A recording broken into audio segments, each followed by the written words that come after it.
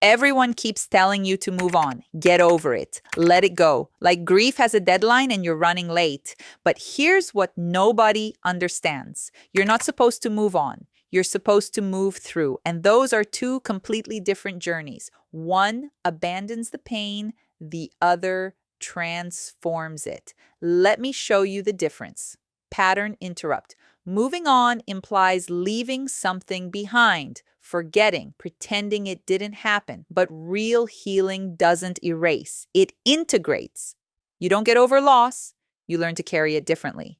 And the pressure to move on is actually slowing down the only process that works: moving through. The lie of moving on. We treat healing like a destination, a finish line you cross where suddenly the pain stops and you're over it. People ask, are you over him yet? Have you moved on? As if grief is a place you leave and never return to. But that's not how humans work. You don't move on from things that changed you. You move forward with them. The loss becomes part of you, not as a wound that never heals, but as a scar that tells a story. Moving on is abandonment of yourself, of what you felt, of the reality that something mattered enough to break you. The pressure to move on is pressure to pretend, and pretending isn't healing. It's postponing. What moving through actually looks like moving through is messier, less linear, more honest. It looks like crying on a random Tuesday 6 months later because a song came on, feeling fine for weeks, then gutted by a memory you didn't see coming, laughing and grieving in the same hour. Missing someone you know wasn't right for you, being grateful for the growth and still wishing it didn't cost so much. This isn't regression. This isn't failure to heal.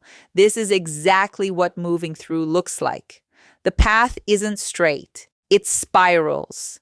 You'll pass through the same pain multiple times, but each time from a different altitude, higher, wiser, a little more free. The spiral path of healing isn't a line from hurt to healed. It's a spiral. You circle back to the same feelings, but you're not in the same place.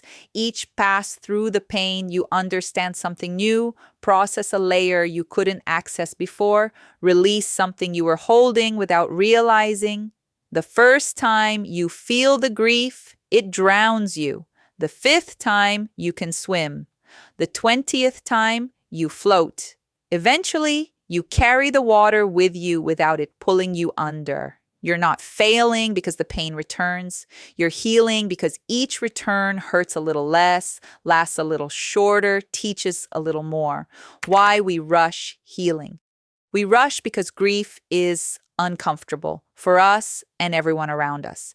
People don't know what to do with your sadness. They want the old you back, the happy one, the easy one, the one who doesn't remind them that loss exists. So they push timelines on you. Are you still upset about that? It's been 3 months. You should be over this by now. Their discomfort becomes your deadline. But grief doesn't care about calendars. It takes exactly as long as it takes. And rushing it doesn't speed healing. It forces the pain underground, where it calcifies into something harder to access and heal later. The people who love you well won't rush you. They'll sit in the mess with you. They'll let you spiral without trying to straighten your path. What you're actually moving through. Grief isn't just about what you lost. It's about everything that loss represents. The future you imagine that will never exist. The identity you held that's no longer true. The safety you felt that's shattered. The belief you had that's no longer possible. The version of yourself that died with that loss. You're not just grieving a person, a relationship, or an outcome. You're grieving every thread connected to it. That's why it takes so long. That's why it's so layered. You're not healing one wound. You're healing a constellation. The integration, not elimination. Moving through means integrating the loss into your life, not erasing it.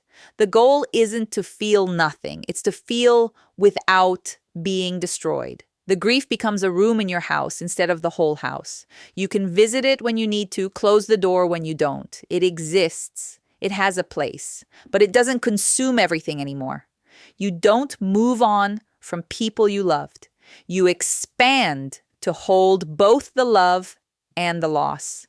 Your capacity grows. The pain doesn't shrink. You just become bigger than it. The permission you need. You have permission to take as long as you need. Permission to not be over it.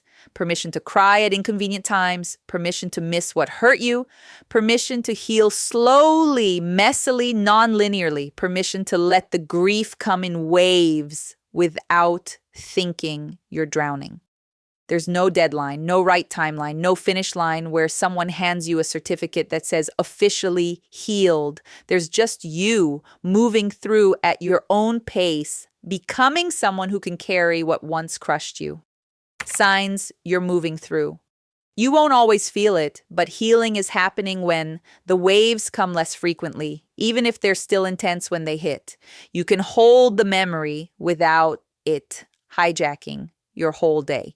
You find yourself laughing again without guilt. You start imagining a future, even if it's blurry. You feel sad and okay at the same time, both together. You realize you're not who you were before, and you don't want to be. This is moving through, not moving on, not leaving the pain behind, becoming someone who can carry it without being carried away by it. Stop trying to move on. You're not supposed to.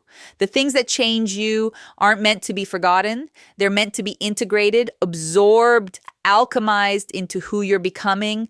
Moving through is slower, messier, less satisfying to explain at dinner parties, but it's real. It honors what you lost while still allowing you to live. It doesn't ask you to pretend just to keep going. You're not behind schedule. You're not healing wrong. You're not failing because it still hurts sometimes. You're doing the only thing that actually works, moving through one wave at a time. The pain won't last forever, but what it shapes you into, that will. If this gave you permission to slow down, subscribe for more content that honors the real process.